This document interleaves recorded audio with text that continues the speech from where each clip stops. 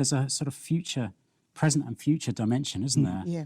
Paul talks about rejoicing and sufferings and hope and so on. How can we rejoice in our sufferings? What can give us joy, even in the very worst times? Yeah. Yeah, I love these verses from verse 3 to 5.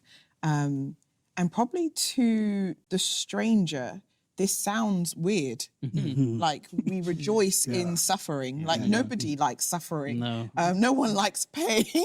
And we're not talking about being, fake about it or just sort of having a shallow kind of hope. The first thing I notice here is actually that we're following in the path of Christ, who suffered, the servant king who suffered, who took that on and not suffering for suffering's sake, but he talks about going from affliction to hope.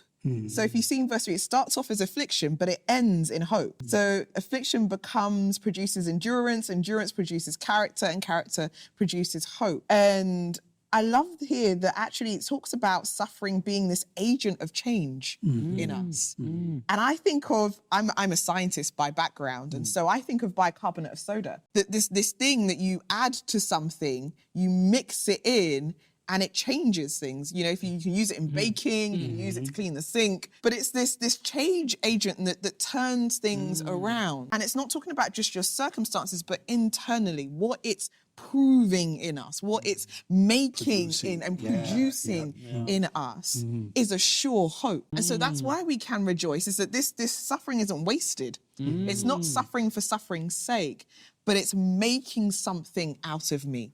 And this is the Christ-likeness. This is the character. This is the deep work that is happening. And so I think it's good news. I think I've had a new perspective on trials about actually maybe it's not so bad, because what's coming out of it is actually a godliness, a Christ-likeness, a proving of character, and a sure hope on the end. It's wonderful, isn't it, that suffering can't derail the future, but is actually the means to achieve God's future for us. train Wonderful.